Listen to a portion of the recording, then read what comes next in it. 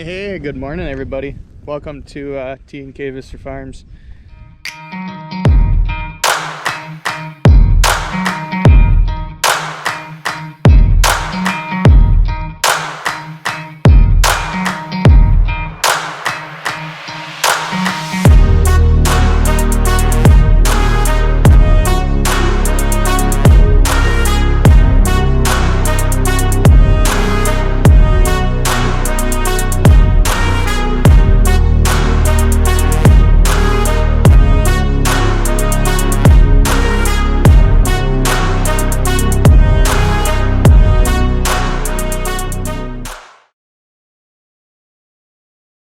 So this is the alfalfa hay ground that we plowed up with the disc. It doesn't look half bad. We had disked it the first time with the wings down, and that went pretty good. Got it opened up anyway. Let it sit for a few days, and Grandpa came out here last night and left the wings up, so we had more weight to get it down into the ground. And that's kind of, I shouldn't say that. And then he put the wings down and went over it again. So it kind of, plowed it up some more and finished it. Get these sod chunks broke up, because we have stuff like this. If you have something in alfalfa for 5-6 years, it's gonna be tough or soddy. So got that done. He cleaned up the path to get in between. So the plan is we're gonna plant wheat here next year. That's the plan.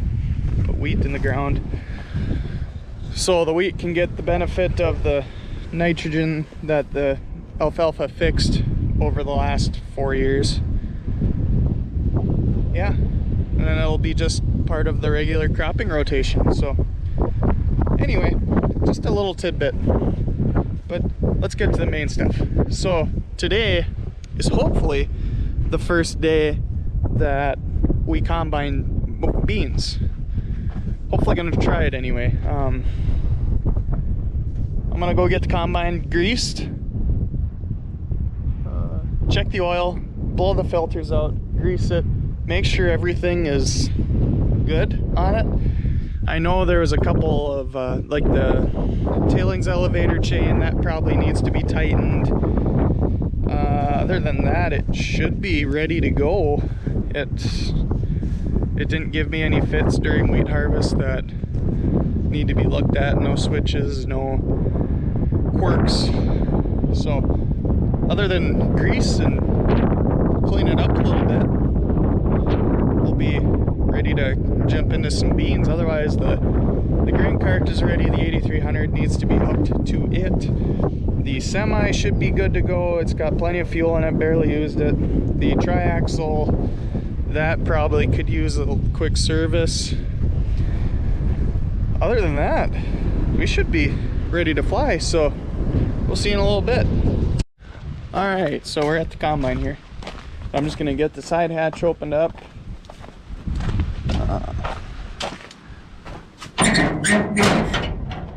It's pretty simple. Shake it so you get it pop down. Pull the ladder out.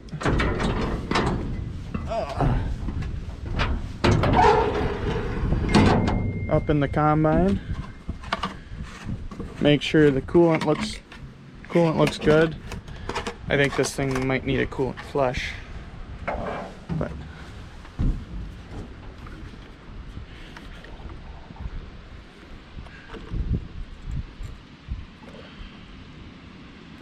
plenty of coolant in the radiator.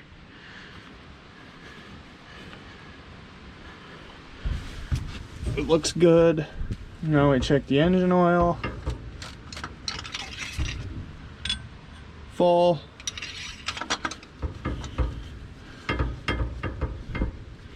Hydraulics. You can see, I can see, it's halfway up the bubble, and you want it to be between here and into there. Okay, and then last but not least for things to check, You know, I don't know if you can see, but over there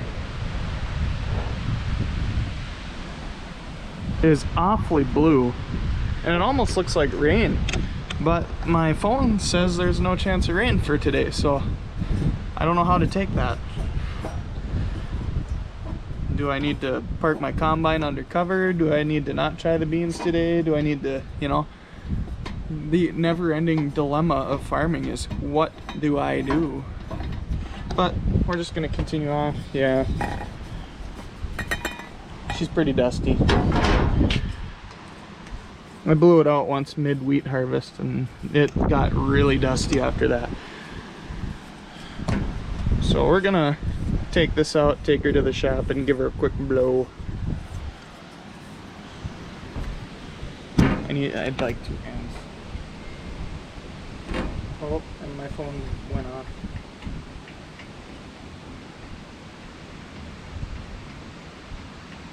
This is boring, isn't it? I'm sorry. I'm simply sorry. I do have to go home and upload a claim very soon. Aha! Oh, wait.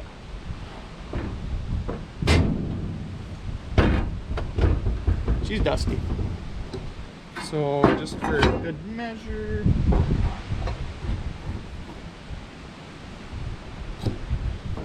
set that there. Take this with me. I need to flip that up.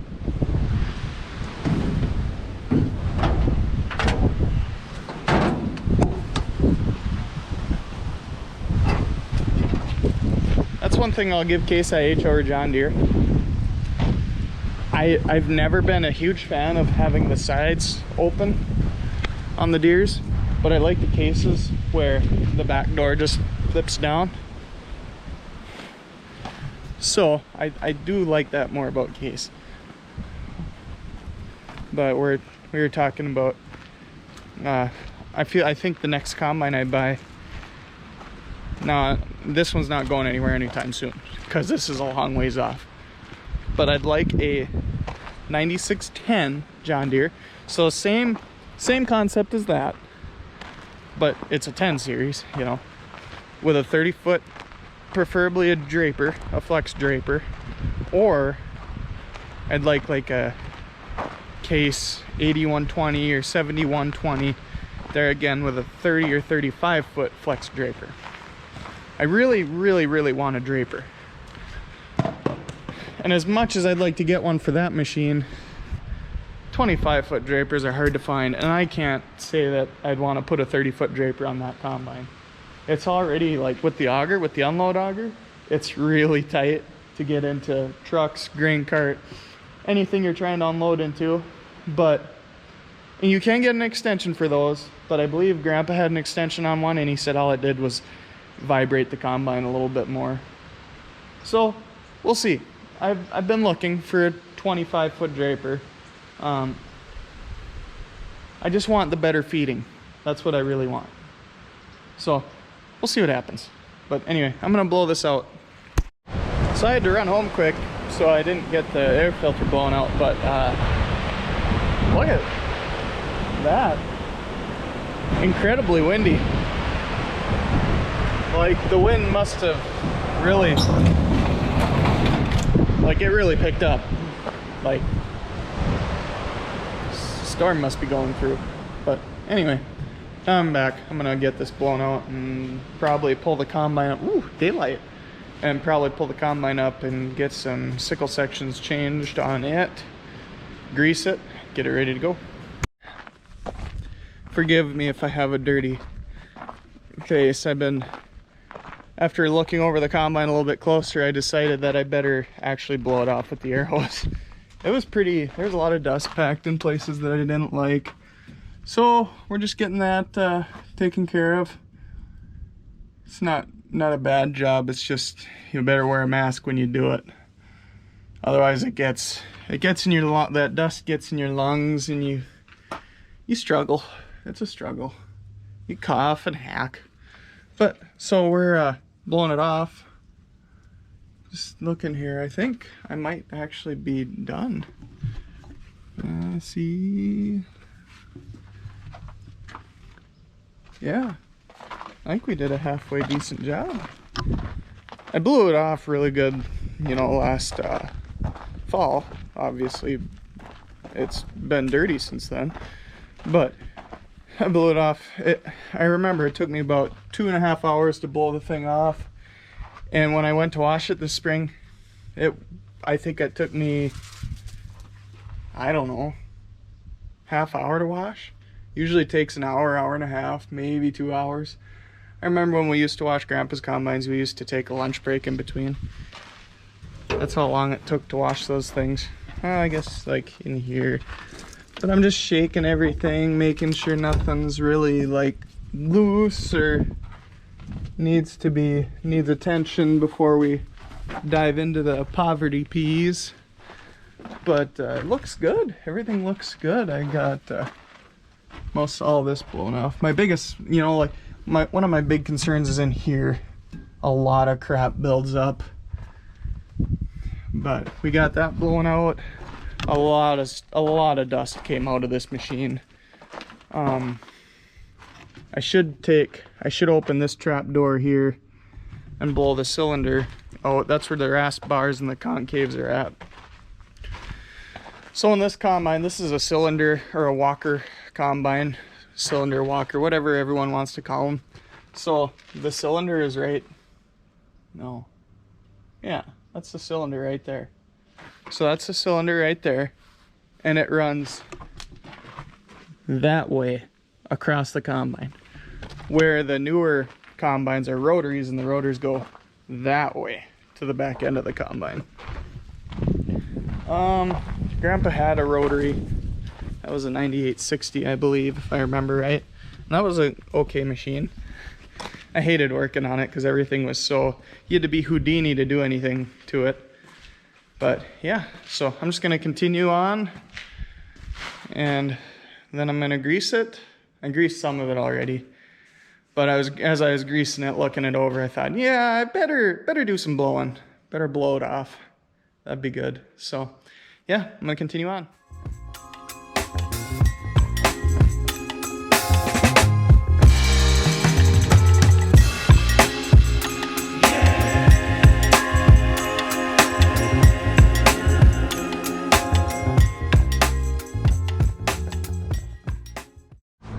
All right, so she's ready.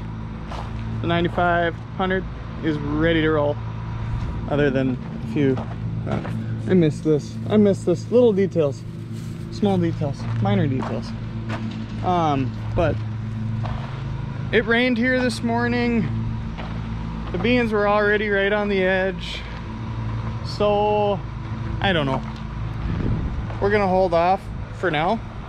Not to say that in an hour or two I won't give her a go, but we're gonna hop in the chisel plow. We're gonna go chisel plow the hay ground that Grandpa disked again three times now, I think. So we're gonna go give that a try. And the old lady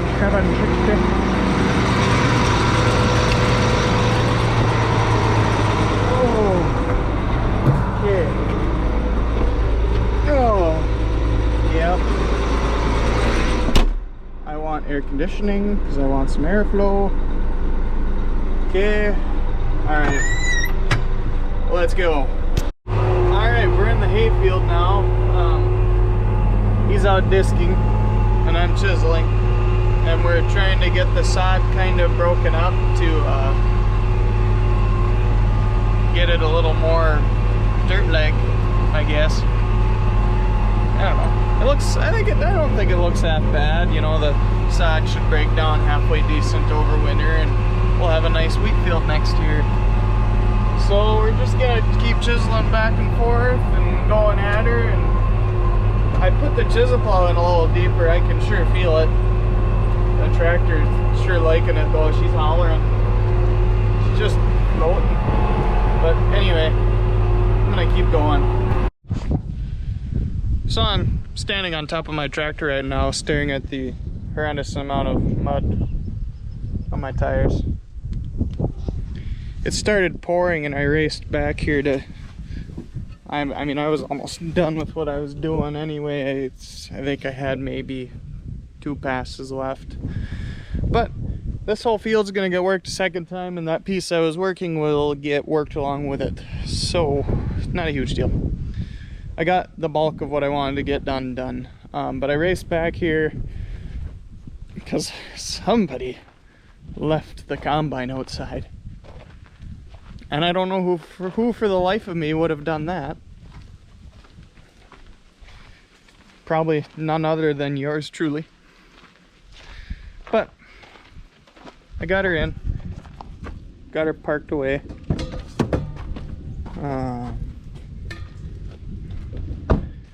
So the combine is ready for bean harvest. The header's as ready as it's gonna be. Everything's greased, checked over. Yeah, it needs to be shined up. Let me see. That won't take long. That won't take many bean plants to shine that up. It has since quit raining though. Ew. Take care of that tomorrow. But so anyway, yeah, that's good to go. Greased, blown off. Everything that I wanted to do to it, I did to it. I got it set for beans, which there's not a whole lot to do on these machines between wheat and beans. All you gotta do is change the sieve settings, the cylinder speed, the concave spacing, which is all, those two are done in the cab, which is really nice. Oh, traffic. Oh, it's Grandpa.